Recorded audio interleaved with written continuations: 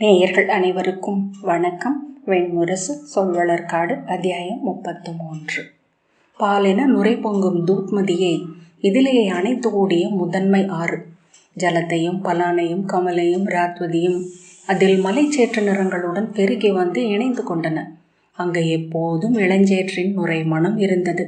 வடமேற்கே எழுந்த மலையடுக்குகளின் குளிர் ஊறி வந்த அந்த ஆறுகளின் பெருக்கால் மிதிலையின் அனைத்து சுவர்களும் எப்போதும் பனித்திருந்தன. அங்குள்ள மக்களின் விழிகளும் சொற்களும் கூட குளிர்ந்தவையே என்றனர் கவிஞர். மலையுருண்டு வந்து கற்களை அடுக்கி கட்டப்பட்ட உயரமற்ற கோட்டையால் சூழப்பட்டிருந்தது மிதிலை. கோட்டையின் வாயில் முகப்பில் மட்டும் மரத்தாலான உயர்ந்த காவல் கோபுரமும் அதன் மேல் 3 எச்சரிக்கை முரசுகளும் இருந்தன. அதன் மேல் கவிழ்ந்த தாமரை கூரைக்கு மேல் மிதிலையின் மேழை கொடி பறந்தது. தேர்கள் செல்வதற்கான மையச்சாலை மரத்தடிகள் பதிக்கப்பட்டிருந்தது. தேவதாரு மரங்களால் கட்டப்பட்ட 3 அடுக்கு அரண்மனையை அது சென்றடைந்தது. அரண்மனையின் முற்றத்தில் மிதிலையின் அரசர்களின் குல தெய்வமான பூமாதேவி ஒரு கையில் அமுத கலமும் மறு கையில் மலரும் கொண்டு கோவில் கொண்டிருந்தாள். அரண்மனையை சுற்றி காவல் ஏதும் இருக்கவில்லை. அரண்மனை முற்றத்தையே மக்கள் சந்தையாகவும் பயன்படுத்தினர். மலை இறங்கி வரும் மக்கள் கொண்டு வரும் மதிப்புமிக்க கம்பளி ஆடைகளும் தோல் ஆடைகளும், கீழே மலை சரிவுக்கு அடியிலிருந்து வணிகர்கள் கொண்டு வந்த வெண்கலப் பொருட்களும் இரும்பு கருவிகளும் உப்பு பாறைகளும் மர உரி ஆடைகளும் அங்குதான் விற்கப்பட்டன. மரங்களால் கட்டப்பட்ட உயரமற்ற சிறிய வீடுகள் சரிந்த மிதிலையில் காலை மிக பிந்தியே வந்தது. ஒளியில் வெம்மை ஏறிய பின்னரே மக்கள் கணப்பின் சூடு பரவிய அறைகளின் கம்பளி போர்வைக்குள் இருந்து வெளிவந்தனர். சுருக்கங்கள் பரவிய முகங்களுடன் வெயிலை நோக்கியபடி நெடுநேரம் அமர்ந்திருந்தனர். அவர்களின் கால்நடைகள் அதன் பின்னரே மெல்ல தொழுவங்களிலிருந்து ஆவேழும் உடலுடன் வெளிவந்தன. சூரியனை ஏற்று உடல் சிலிர்த்தன. குழந்தைகள் சிவந்த கன்னங்களுடன் வந்து தந்தையரை அணைத்து கொண்டு அமர்ந்தன. அவர்கள் முன்னால் ஒளியிலாடிய சிறகுகளுடன் சிறிய பறவைகள் வந்து தெருக்களில் கிடந்த பழைய சாணியை கிளறி சிரித்து எழுந்து அமைந்து அப்பொழுதை கொண்டாடின. அவர்கள் உச்சி பொழுதின் ஒளி மட்டுமேயான சூரியனின் கீழ் நின்றபடியே வயல் திருத்தினர். பெரும்பாலும் காய்கறிகளும் சோளமுமே அங்கு பயிரிடப்பட்டது. ஆண்டில் 3 மாதம் மலைச்சரிவுகள் கரைந்து ஒழியும்படி பெருமழை பெய்தது. மக்கள் தங்கள் மரக்குடில்களில் ஒடுங்கி கணப்புகளுடன் ஒண்டியபடி மழையை கேட்டு கொண்டிருப்பார்கள். மக்களில் ஒரு சாரார் 5 ஆறுகளிலும் இறங்கி அவற்றின் கரையோர வண்டலை அள்ளி நீரில் கழுவி அதில் அருமணிகள் உள்ளனவா என்று பார்த்தனர். மிதிலையின் வருவாயின் பெரும் பகுதி அவ்வாறுகளில் அருமணிகளாகவே கிடைத்தது. அதை வாங்க கீழே பெருங்கடல் அலைக்கும் தாமிரலிப்தியிலிருந்து வணிகர்கள் வந்தனர். மிதிலையின் மண்ணும் பொழுதியும் காற்றும் அனைத்துமே 5 ஆறுகளின் வண்டலால் ஆனவை. அவற்றை எவ்வகையிலும் தவிர்க்க முடியாதென அங்கு வந்த சில காலத்திலேயே வணிகர்கள் அறிந்தனர். மிதிலை நகரினர் புழுதியை ஒரு பொருட்டென எண்ணுவதில்லை. அங்குள்ள வீடுகள் அனைத்தும் புழுதியால் மூடப்பட்டிருந்தன. அரண்மனையே மென் புழுதி படலத்துக்குள் இருந்தது. ஆலயத்திற்குள் தெய்வமும் 5 ஆற்றுச்சேறு குழைத்து உருவாக்கப்பட்டதே. 5 ஆறுகளின் வண்டல் சந்தன நிறமான அலை வடிவாக படிந்திருந்த அப்படுகைக்கு தொல் பழங்காலத்தில் குடிவந்த மக்கள் தாரிகள் என அழைக்கப்பட்டிருந்தனர். அவர்கள் வாழ்ந்த தொல்நிலம் கீழே சரஸ்வதி ஓடிய சமவெளியில் அமைந்திருந்தது. பல்லாயிரம் ஆண்டுகளாக அவர்கள் அங்கே கன்று பெருக்கியும் மேழியோட்டியும் அதில் சூழ்ந்து சிற்றூர்கள் அமைத்து வாழ்ந்தனர். விண்ணிலிருந்து எழுந்த ஆணையொன்றால் சரஸ்வதி ஒழுக்கு நின்றது. அதன் நீர் ஆங்காங்கே சிறு குளங்கள் என்றாகியது. அக்குளங்களின் நீருக்கென மக்கள் ஒருவருக்கொருவர் போரிட்டனர். பின்னர் அக்குளங்களும் சுருங்கி மண்ணுக்குள் மறைய தொடங்கிய போது அவர்கள் 4 திசைகளிலும் நீரும் வாழ்வும் தேடி கிளம்பினர். ஒரு நிலத்தை கண்டடைந்தவர் அங்கு பிறர் வராதபடி செருத்து போரிட்டனர். பெரிய குடிகள் ஈரமுள்ள நிலங்களை கண்டடைய சிறு குடிகள் துரத்தப்பட்டு மேலும் மேலும் சிதறி பறந்தன. ஆண்களால் தலைமை வகிக்கப்பட்ட குடிகள் போர் தன்மை கொண்டிருந்தன. பெண்களால் தலைமை வகிக்கப்பட்ட குடிகளே மேலும் தொன்மையானவை. அவற்றால் அவர்களை எதிர்த்து போரிட முடியவில்லை. அவை எல்லைகளுக்கு அகற்றப்பட்டன. அவ்வாறு சிதறியவர்களில் ஒரு சிறு மலைக்குழு அவர்களின் முதுதலைவியாகிய சூசிகையால் மலை மீது வழிநடத்தி கொண்டு செல்லப்பட்டது. அவர்களே 5 ஆறுகள் ஓடிய சேற்றுப்படுகையை கண்டடைந்தனர். டாரி மொழியில் மண் மிதி எனப்பட்டது. எனவே அந்நிலம் சூசிக்கையால் மிதிலை என்று அழைக்கப்பட்டது. அன்னை அங்கு அவர்கள் வாழ்வதற்கு ஆணை அளித்தாள். மேழி பற்ற தெரிந்த அம்மக்களால் விரைவிலேயே அங்கு வளமான சிறு கழனிகள் அமைக்கப்பட்டன. பச்சை படிக்கட்டுகள் போல அவை மலைச்சரிவில் இறங்கி 5 ஆறுகளை சென்றடைந்தன. சேறு அவர்களுக்கு வற்றாத உணவை அளித்தது. நெடுங்கால மிதிலை சின்னஞ்சிறு மலைச்சிற்றூராக எவராலும் அறியப்படாமல் அங்கே இருந்தது. சேற்றை குழைத்து சிறு வீடுகளை கட்டி கொண்டனர். சேற்றிலேயே வாழ்ந்தமையால் அவர்கள் நீங்கா சேறு படிந்த உடல் கொண்டிருந்தனர். அவர்கள் தங்களையும் மிதிகள் என்றே அழைத்து கொண்டனர். அவர்களின் காலடியில் அருமணிகள் புதைந்து கிடந்தன. அவர்கள் அதை அறியாமல் நிறைவாழ்வு வாழ்ந்தனர். மூதன்னையே அவர்களின் அரசி. அவள் முன்னிலையில் நன்றும் தீதும் முடிவாயின. அவர்கள் அந்நிலத்தை கண்டடைந்த நாளை மிதி நாள் என கொண்டாடினர். அது பெருமழை காலம் முடிந்து வெள்ளம் வடிந்து மலைச்சரிவுகள் அனைத்தும் சேற்று குழம்பு குமிழியிட்டு நொதித்து கொண்டிருக்கும் பருவம். மிதி நாளுக்கு முந்தைய 14 நாட்களுக்குள் பிறக்கும் பெண் குழந்தைகளில் மூத்ததை தெரிவு செய்து அதை கொட்டும் குறவையுமாக மூங்கில் கூடையில் கொண்டு வந்து அச்சேற்றில் புதைத்து வைப்பார்கள். பூசைகள் செய்து நீர் தெளித்து அகழ்ந்து அவளை வெளியே எடுப்பார்கள். மண்ணன்னையின் மகள் அவள் என கருதி கொண்டு சென்று இளவரசி என முடிசூட்டுவார்கள்.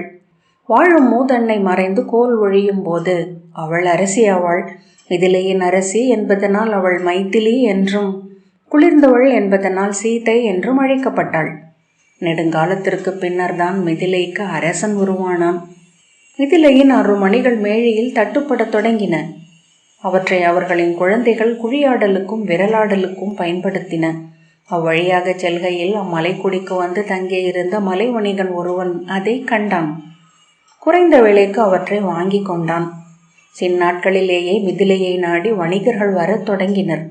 செல்வம் வந்ததும் கள்வரும் வந்தனர். கள்வரை வெல்ல மிதிலை படைக்கல்லம் ஏந்த வேண்டியிருந்தது. படைகளை நடத்துவதற்காக மூதன்னையின் முதல் மைந்தன் தலைவனாக தெரிவு செய்யப்பட்டான். அன்னையின் உடலின் ஒரு பகுதியாக அவன் கருதப்பட்டான். அன்னையின் உடலாக பிறந்தவன் என்னும் பொருளில் அவன் ஜனகன் என்று அழைக்கப்பட்டான். பின்னர் போருக்கு அரசனும் அறநெறிகளுக்கு மட்டுமே அன்னையின் அவையும் என்று ஆயிற்று. காலப்போக்கில் மிதிலையின் அனைத்து அரசர்களும் ஜனகன் என்று அழைக்கப்பட்டனர். அரசனின் மூத்த மகளை சேற்றிலிருந்து அகழ்ந்தெடுத்து குலத்தலைவியாக்கினர். அவளே மண்ணன்னையின் ஆலயத்து பூசனை முறைகளை ஆற்ற கடமைப்பட்டவள். மைதிலி என்றும் சீதை என்றும் ஜானகி என்றும் அவள் அழைக்கப்பட்டாள்.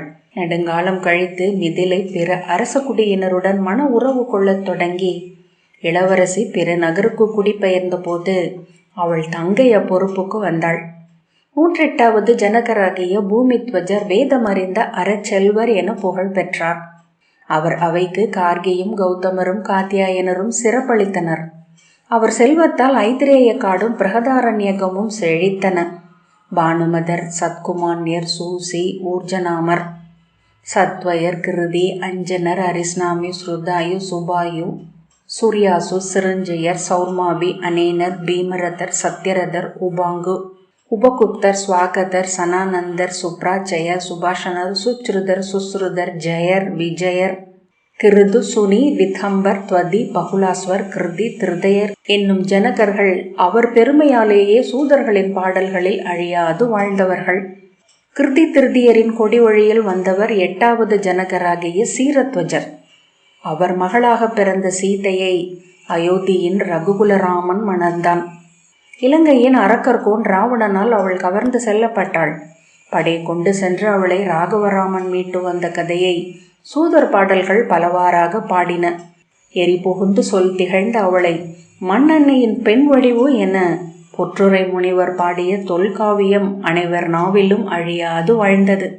எப்போதும் வேதம் முழங்கிக் கொண்டிருக்கும் அவை என்று மாமன்னர் பூமித்வஜ ஜனகரின் அவையை சொன்னார்கள் கவிஞர்கள். அங்கத கவிஞன் ஒருவன் உடல் பழுத்த முது வைதிகர்கள் அணிபுலியும் நடன பெண்களை விட கண்களை கவரும் அவை என அதை பற்றி பாடினான். 100 ஆண்டுகள் ஒழியாது வேதம் ஒலித்த மண் ஆகையால் அங்கே மானுடர் பேசுவதெல்லாம் வேத சந்தமாகவே ஒலிக்கிறது என்றனர் கவிஞர். ஐத்திரேய மரபில் வேதமை கற்ற தேர்ந்த அந்தனராகிய அஸ்வலனர் ஜனகருக்கு அமைச்சராக அமைந்து அவைகள் அனைத்தையும் வழிநடத்தினார். சொல்தேர் பேரவை என அது பாரத வருஷம் முழுக்க அறியப்பட்ட போது அதை தேடி பாரத வருஷம் எங்கும் இருந்து வைதீகர்களும் புலவர்களும் வரலாயினர். எனவே ஒவ்வொரு நாளும் அங்கு புதிய மெய்யறிவு ஒன்று எழுந்தது. மறுநாள் எழுந்த ஒன்று அதை மறுத்தது. நிலைக்காத துலாமுள் என அந்த அவையின் மையம் மாறிக்கொண்டே இருந்தது. அந்த அவையில் ஒரு நாள் அமர்பவன் மெய்யறிவான், மறுநாளும் அமர்பவன் அதை இழப்பான் என்றனர் அங்கத கவிஞர். நாளும் பெருகி கொண்டிருந்த மெய்ப்பூசலை கண்டு ஜனகரே கவலை கொள்ளத் தொடங்கினார். அனைத்தும் அறிந்த அரச முனிவர் என அவர் அறியப்பட்டும் கூட அவரது அவை என்பதனாலேயே அவர் எங்கும் சொல் முதன்மை கொள்ள முடியவில்லை. வரவேற்பவருக்குரிய பணிவை அவர் பேணியாக வேண்டி இருந்தது. அவை என்றால் இறுதி சொல் ஒன்று இருந்தாக வேண்டும். அதை ஒரு நாக்குதான் உரைக்க முடியும். அது எது என்று வகுப்போம். அவ்வாறின்றி நிகழும் சொல்லாய்வுகள் வெறும் பறவை பூசல்களாகவே எஞ்சும் என்றார் அமைச்சர் அஸ்வலனர். இங்கு பகுதட்சிணை பெருவேள்வி ஒன்றை கூட்டுவோம். அதன் மெய்யவையில் முடிவாகட்டும் முதல்வர் எவர் என. அதை ஏற்று ஜனகர் ஒரு பெருவேள்வியை தொடங்கினார். அரச அறிவிப்பு நகர்முனைகளில் பொன்முகப்படாம் அணிந்த களிறு மேல் எழுந்து திருமுகத்தானால் பட்டோலை விரித்து வாசிக்கப்பட்டது. கொம்புகளும் முரசுகளும் முழங்கி அதை ஆதரித்தன. பாரத வருஷத்தின் அனைத்து கல்வி சாலைகளுக்கும் அழைப்பு விடுக்கப்பட்டது. மானுட மொழி பேசும் எவரும் வந்தமர்ந்து தங்கள் மெய்யறிவை அங்கு தொடுக்கலாம் என்று அறை கூவப்பட்டது. பாரத வருஷத்தின் அத்தனை நகரங்களுக்கும் திருமுகங்கள் சென்றன. பாரத வருஷத்தின் தலைமை வேத படிவர் எவர் என அந்த அவையில் உறுதியாகும் என பேச்சு பரவியது.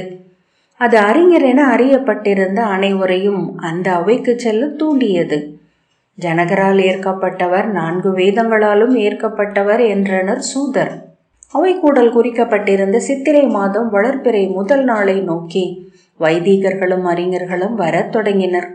மிதிலை நகரில் கோடை காலம் முழுக்க முகில் குவைகள் போல புழுதி நிறைந்திருக்கும். அந்நகரை தொலைவிலிருந்து நோக்கியவர்கள் மலைச்சரிவில் ஒரு செந்நிற முகில் மேல் அதன் கோபுர முகடுகள் மட்டும் வெயிலில் மிதந்து நிற்பதை கண்டனர். அணுகும் தோறும் திரைக்குள் என அதன் கட்டடங்களும் மனிதர்களும் தெரியலாயினர். உள்ளே நுழைந்ததும் தாங்களும் அதில் கரைந்து மறைத்தனர். ஒவ்வொரு முகமும் புழுதிக்குள் இருந்து எழுந்து சிரித்து அணுகி சொல்லாடி புழுதிக்குள் மறைந்தது. மிதிலை அன்னை மிதியின் நகரம்.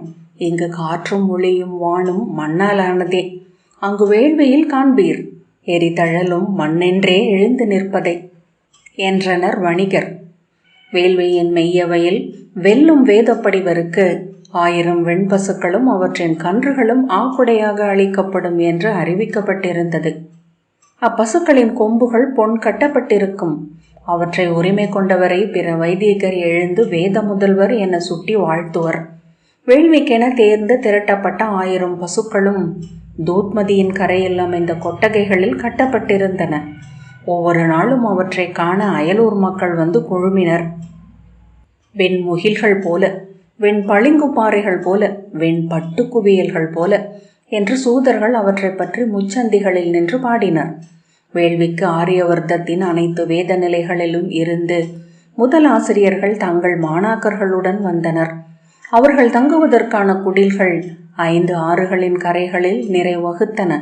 அவர்களை கண்டு வணங்கவும் தங்கள் குழுவியரை அவர்கள் தொட்டு வாழ்த்தவும் விரும்பிய இல்லறத்தார் வைதீகர் தங்கள் நீர் வணக்கமும் நெருப்பு கடனும் முடித்து ஓய்வெடுக்கையில் அவர்களின் குடில்கள் முன் நிறைவகுத்து நின்று கண்டு வணங்கினர். பொன்னையும் வெள்ளியையும் காணிக்கை வைத்தவர்களுக்கும் வெறும் பழங்களுடன் வந்தவர்களுக்கும் நடுவே எண்ண துளியாலும் வேறுபாடு காட்டாமல் வாழ்த்தினர் அந்தனர். முதல் நாள் அஸ்வலனர். மெய் என்பது சொல்லில் அமையும் தன்மை கொண்டது. எனவே அறியக்கூடியது, அழியாதது. எனவே மெய் அமைந்த சொல் அழியாதது. அழியா சொல்லே வேதம். அழிபவர் அனைவருக்கும் அழிவின்மையே அமுதம் என்னும் முதற் சொல்லை அவையில் நிறுத்தி சொல்லாடலை தொடங்கினார். கௌதம மரபின் சால்வரும் சௌனக மரபின் உத்தாலகரும் வைசம்பாயனரும் கண்வரும் மத்தியாதினரும் ஒவ்வொரு நாளிலும் தங்கள் மெய்ச்சொற்களை முன்வைத்தனர். ஜரத்கார முனிவரின் வழிவந்த அர்த்தபாகர், லக்ய முனிவரின் வழிவந்த புஜ்யர், கௌஷிதிய மரபில் வந்த ககோலர் ஆகியோருக்கு பின் உஷஸ்தி சக்கராயினரின் வழிவந்த உஷஸ்தர் ஆகியோர் மெய்யுரையை முன்வைத்தனர். ஒரு மெய்யறிதலை பிரிதொன்று வென்று சென்றது. வெள்ளற்கரிய முழுமை கொண்டது என ஒரு மெய்ச்சொல் தோன்றும் போதே கனியினுள் இருந்து விதை என அதற்குள் இருந்தே சொல்லெடுத்து அடுத்த மெய்யறிவை வளர்த்து நிலைநாட்டினார் இன்னொருவர். 14ஆம் நாள் முழு நிலவு குரு பூர்ணிமையாகிய அன்று காலைக்கு முன்னரே மாணவர்கள் எழுந்து இருளுக்குள் விழி மூடியபடியே சென்று நீராடி மனம் கொண்டு தேடி மலர் கொய்து தங்கள் ஆசிரியர்களின் குடில்களை அணுகி துயிலும் அவர்களின் கால்களில் மலரிட்டு வணங்கி விழி திறந்து அக்கால்களை நோக்கினர். அதை நெஞ்சில் நிறுத்தி வழிகாட்டுக, துணை வருக, இறை வடிவாக எழுந்தருள்க என வணங்கினர். மாணவர்களாகச் சேர விழைந்த இளையோர் கைகளில் மலர்களுடன் ஆசிரியர்களை காத்து குடில்கள் நடுவே நின்றிருந்தனர். அவர்களின் விழி தங்கள் மேல் பட்டபோது நிலம் படிய விழுந்து அறிவு கொடை அழியுங்கள் ஆசிரியரே என வணங்கினர். அன்றோடு அந்த அவை நிறைவு கொள்கிறது என்று அறிந்தமையால் அனைவரும் அரண்மனை முகப்பில் இருந்த வேள்வி பந்தலில் கூடினர். வேள்வி நிகழ்ந்து கொண்டிருக்கையில் அங்கு நீண்ட சடைமுடி கற்றைகள் தோளிலும் மார்பிலும் புரள எரிவிழிகளுடன் வந்த ஒரு யோகி உரத்த குரலில், சமஸ்ரவசே வருக, இதோ உனக்கு நான் வாக்களித்த பசுக்களும் பொன்னும், கொண்டு சென்று உன் குடி பொருந்து ஆள்க என்றார். அனைவரும் திரும்பி நோக்கினர். அவரை போலவே தாடியும் சடையும் கொண்டிருந்த சமஸ்ரவஸ் என்னும் மாணவன் கையில் கோலுடன் அங்கு வேள்வி கொடைக்காக கட்டப்பட்டிருந்த பசுக்களை நோக்கி சென்றான். சிவந்தெழுந்த அஸ்வலனர், நெல்லும், யார் நீர்? இங்கு என்ன நிகழ்கிறது என்று அறிவீரா? அறிவேன். நான் உதறி சென்ற மர உரிகளுக்கு நிகராக பெறத்தக்கவை இப்பசுக்கள். அப்போதுதான் சௌனகர் அவர் எவரென அடையாளம் கண்டு கொண்டார். முனிவரே, நீங்கள் யாக்ஞவல்கியர் அல்லவா? அதே என் முந்தைய வாழ்க்கை என்றார் அவர். இந்த அவை தங்களுக்குரியது, வந்தமர்ந்து வெல்க என்றார் கௌதமர். என் மாணவன் இவன். என்னிடம் இந்த அவை கூடுவதை சொன்னான். அவனுக்கு இப்பசுக்கள் அவன் நாடுவதை அடைய உதவும் என்றான். பசுக்களை பெற்று தருகிறேன் என்றேன். அதன் பொருட்டே வந்தேன் என்ற யாக்ஞவல்கியர் திரும்பி சமஸ்ரவசிடம் பசுக்களை கொண்டு செல்க என ஆணையிட்டார். நெல்லுங்கள் மாமுனிவரே, நான் உங்களை நன்கு அறிவேன். இப்போதுதான் நேரில் காண வாய்த்தது. வேதம் உணர்ந்த மூத்தவர் நீங்கள் என்று அறிவேன். ஆயினும் இந்த அவையில் வேதமை உரைத்து இங்குள்ளவர்கள் அனைவரையும் சொல் வென்று மட்டுமே அந்த ஆணிரைகளை கொண்டு செல்ல முடியும் என்றார் அஸ்வலனர். நன்றி என்றபடி யாக்ஞவல்கியர் உள்ளே வந்தார். என்னுடன் சொல்லாட விழைபவர் எழுக. அஸ்வலனர், முதலில் நானே எழுகிறேன். இந்த அவையில் நான் முன்வைத்த முதல் வரிகளை மீண்டும் உங்களுக்காக உரைக்கிறேன் என்றார். அவர் சொல்லி முடித்ததும் யாக்ஞவல்கியர் கேட்டார். அஸ்வலனரே, உணர்த்துவதும் உணர்வதும் இன்றி நின்றிருக்கும் மெய் உண்டா? ஆம் என்றார் அஸ்வலனர். அவ்வண்ணம் என்றால் சொல்வதும் கேட்பதும் இன்றி நின்றிருக்கும் சொல் உண்டா? அஸ்வலனர், ஆம், அதுவே வேதம் என்றார். கேட்கப்படுகையில் அது குறைகிறதா மிகுகிறதா என்றார் யாக்ஞவல்கியர். அஸ்வலனர் திகைத்தார். கேட்கப்படுபவனால் அது உருமாற்றமடைகிறதா என யாக்ஞவல்கியர் தொடர்ந்தார். ஆம் என்றார் அஸ்வலனர். ஆகவேதான் வேதங்கள் மாறுபாடு கொள்கின்றன. அந்த மாறுபாடுகள் அனைத்தையும் தொகுத்து சுருக்கினால் தோன்றுவது மெய்மையே அல்லவா என்றார் யாக்ஞவல்கியர். திகைத்த அஸ்வலனரை நோக்கி, அதுவும் மெய்மையே, ஏனென்றால் இங்கு மெய்மை என்று பெரிதொன்றுமில்லை என்றார் யாக்ஞவல்கியர். அதிங்கனம் என எழுந்தார் உத்தாலகர். ஏனென்றால் ஈசோவாசியம் யுத்தம் சர்வம் என்றார் யாக்ஞவல்கியர். அவர்களின் சொற்கள் ஒன்றை ஒன்று கூர்முனையில் மட்டுமே சந்திக்கும் அம்புகள் போல எழுந்தன. சொற்களனில் ஜனகர் எழுந்து கேட்டார். முனிவரே, ஒன்று உரையுங்கள். இங்கு ஒவ்வொரு நாளும் ஒரு முனிவரின் குரலாக திரண்டு வந்தது ஒரு கருத்து. உண்மைகள் ஏன் மாறுபடுகின்றன? யாக்ஞவல்கியர் சொன்னார். அரசே, நீங்கள் சிறு மகுவாக அன்னையின் இடையில் இருக்கையில் அவள் சொன்ன ஏதேனும் நினைவிருக்கிறதா? ஆம், இன்றும் நினைவுள்ளது ஒரு வரி என்றார் ஜனகர். உணவை வீணாக்கலாகாது. அரசன் என்றான பின்னர் ஒவ்வொரு கூலமணியையும் ஒரு உழவனின் உழைப்பாக மட்டுமே பார்க்க அது எனக்கு கற்பித்தது. உங்கள் தந்தையின் ஒரு சொல் என இன்றும் நின்றிருப்பது என்ன என்றார் யாக்ஞவல்கியர். முற்றிலும் தண்டிக்கத்தக்க பிழை என்றோ முழுமையாகவே பேணப்பட வேண்டிய நன்மை என்றோ ஏதுமில்லை என்று அவர் எனக்கு சொன்னார் என்றார் ஜனகர். அரசே, உங்கள் முதல் ஆசிரியரின் சொற்களில் உகந்தது எது என்றார். எண்ணம் எழுத்தாவதற்கு நடுவே நின்றுள்ளது அறியாமை என்றார் ஜனகர். அரசே, உங்கள் வேத ஆசிரியரால் சொல்லப்பட்டது என்ன என்றார் யாக்ஞவல்கியர். அழியாத ஒன்றை அடைவது வரை அடைவதை அழியாமல் பேணுக என்றார் ஜனகர். அரசே, இவை அனைத்தும் உண்மை என்றால் இவை ஏன் ஒன்றுடன் ஒன்று தொடர்பற்றிருக்கின்றன என்று யாக்ஞவல்கியர் கேட்டார். இவை நான் என்னும் தொடர்ச்சியால் இணைக்கப்பட்டுள்ளன. இவை என் வளர்ச்சி நிலைக்கேற்ப சொல்லப்பட்டவை. யாக்ஞவல்கியர். அவ்வண்ணமே வேதமும் வேத மெய்மையும் மானுடம் வளர்வதற்கேற்ப தாங்களும் வளர்ந்து வந்து சேர்கின்றன என்று கொள்க என்றார். இவை அனைத்தும் உண்மையே. இவ்வுண்மைகளை ஒன்றனை இணைக்கிறது நாளும் வளரும் மானுடம். ஜனகர் கைகூப்பினார். ஆனால் உங்கள் மெய்குரு ஒரு சொல்லையும் சொல்லவில்லை ஜனகரே என்றார் யாக்ஞவல்கியர். அப்போது பல்லக்கு ஒன்று வந்து அவ்வேதசாலை முன் இறங்கியது. அதை சுமந்து வந்தவர்கள் விலக அதை சூழ்ந்து வந்தவர்கள் உள்ளிருந்து மெலிந்த குறுகிய சிற்றுடல் கொண்ட கார்கியை வெளியே எடுத்தனர்.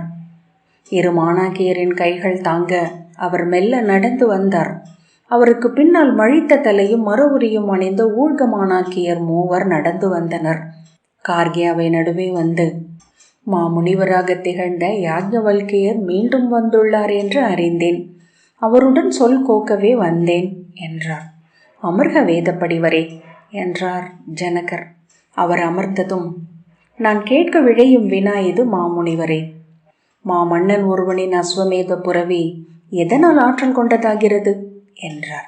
அவன் கொண்டுள்ள ஆள் தேர் யானை புரவி படைகளால், அதைவிட அவன் குடிகள் அவன் மேல் கொண்டுள்ள பற்றால், அதைவிட அவன் உள்ளத்தின் உறுதியால், அதைவிட அவன் கொண்ட விழைவால், அதைவிட அவன் மூதாதையரின் வாழ்த்துக்களால், அதைவிட அவன் ஆற்றிய நல்வினை பயனால். யாக்ஞவல்கியரே, அவன் புரவி எதனால் தடுத்து வெல்லப்படுகிறது என்று கார்கி கேட்டார். அறிவரே, அவனை எதிர்க்கும் அரசர்களால், அவர்களை குறைத்து மதிப்பிட்ட அவன் அறியாமையால், அதைவிட தன்னை மிகையாக எண்ணிய அவன் ஆணவத்தால், அதைவிட அவன் சினத்தால், அதைவிட அவன் பொறுமையின்மையால், அதைவிட அத்தருணத்தில் அமைந்த ஊழின் வலை பின்னலால். கார்கி கேட்டார். முனிவரே, அவ்வாறு எங்குமே நிறுத்தப்படாத அஸ்வமேத புரவி இறுதியில் சென்றடையும் இடம் எது? அன்று பகல் முழுக்க அந்தி அணைந்து இரவு எழுவது வரை அந்த வினாவும் விடையும் தொடர்ந்தன. கார்கி 1008 வினாக்களை கேட்டார். அனைத்துக்கும் விடை சொன்ன யாக்ஞவல்கியரை கார்கி வணங்கிய போது வெளியே முழு நிலவு உருகிய பொற்தாளமென எழுந்து வந்தது. அதன் ஒளி கற்றைகள் சரிந்து வேதசாலையை பொன் மெழுகின. அவை செவி கூர்ந்து அமைதி கொண்டிருக்க அனல் கொழுந்துகள் ஆடும் ஓசை மட்டுமே கேட்டது. கார்கி தன் இறுதி வினாவை கேட்க வாயெடுத்த போது யாக்ஞவல்கியர் கை கூப்பியபடி, அவ்வினாவை நீங்கள் கேட்கலாகாது, நான் சொல்லலாகாது. அது என் நிலையிலும் ஒரு வினாவல்ல, எதற்கும் விடையும் அல்ல என்றார். ஆம் என்று கார்கி கை கூப்பினார். இருவரும் ஒருவரை ஒருவர் வணங்கியபடி அசைவிழந்து அமர்ந்திருக்க அவர்களை நோக்கியபடி ஜனகரும் அவையினரும் அமைந்திருந்தனர். அஸ்வலனர் முதலில் மீண்டார். அவை வென்றீர் முனிவரே, அப்பரிசு தங்களுக்குரியது. பாரத வருஷத்தின் அந்தன முதல்வர் தாங்களே, வேதமே முற்றுணர்ந்தவரும் தாங்களே என்றார். அவரை திகைத்தவர் போல் திரும்பி பார்த்தார் யாக்ஞவல்கியர். பின்பு தன் மாணவனை நோக்கி கை அசைத்தார். அவன் சென்ற அந்த பசுக்களை அவிழ்த்து ஓட்டிச் சென்றான். முற்றிலும் தனித்தவராக நீள் மூச்சுடன் எழுந்த யாக்ஞவல்கியர், என் ஆசிரியையானீர் கார்கி. என் விடைகளையெல்லாம் நான் உதறிவிட்டேன். விடையென ஆகாதது அன்றி இனி எதையும் கருத்தில் கொள்ள மாட்டேன் என்றார். கார்கி அவரை வணங்கி, அவ்வண்ணமே என்னிடம் வினாக்களும் இல்லை முனிவரே. எனக்கு மெய்மையை காட்டினீர். வினாக்களை கடந்ததே இனி நாடுவேன் என்றார். யாக்ஞவல்கியர் மெல்லிய குரலில் கார்கியை வாழ்த்தி பாடினார். இன்மையில் இருந்து இருப்புக்கு, இருளில் இருந்து ஒளிக்கு, இறப்பிலிருந்து அமுதத்திற்கு. கார்கி தலை வணங்கி, அவ்வாறே ஆகுக என்றார். சூழ்ந்து நின்ற முனிவரும் வைதிகரும் அவர்கள் அங்கு சொல் கடந்து சென்று கண்டதென்ன என்று அறியாமல் திகைத்து நோக்கி நின்றனர். வேறு எவரிடமும் விடை கொள்ளாது வடதிசை நோக்கி யாக்ஞவல்கியர் நடந்து மறைந்தார். எவரையும் உணராதவராக தென் திசை நோக்கி தன் மாணவிகளுடன் கார்கே சென்றார். கார்கேயின் புகழ்மிக்க அம்மாணவிகளை அவையினர் அறிந்திருந்தனர். முதல் மாணவி வதவா பிரதித்தேயி கோசல அரச குலத்தைச் சேர்ந்தவர். இரண்டாம் மாணவியான அம்பை காத்யாயனி காத்யாயன முனிவரின் மகள். மூன்றாம் மாணவியான சுலபை மைத்ரேயி ஜனகரின் முன்னாள் அமைச்சரும் வேதப்படிவருமான மித்ரரின் மகள். காத்யாயனியும் மைத்ரேயியும் யாக்ஞவல்கியரை விழிகளால் கூட அறியவில்லை. அவரவர்களை எண்ணத்தாலும் உணரவில்லை. அவர்கள் பிரிந்து சென்ற அந்த கணத்தை நகர் மக்கள் நெடு நாட்கள் நினைவில் சூடியிருந்தனர். அவர் தங்கள் பாதைகளில் எங்கோ மீண்டும் சந்தித்தே ஆக வேண்டும் என்றனர் கவிஞர். சந்திக்கவே முடியாதபடி விரிந்ததே பெருவெளி என்றனர் முனிவர். சொல்வளர்காடு 33வது அத்தியாயம் இத்துடன் நிறைவு பெற்றது. நன்றி.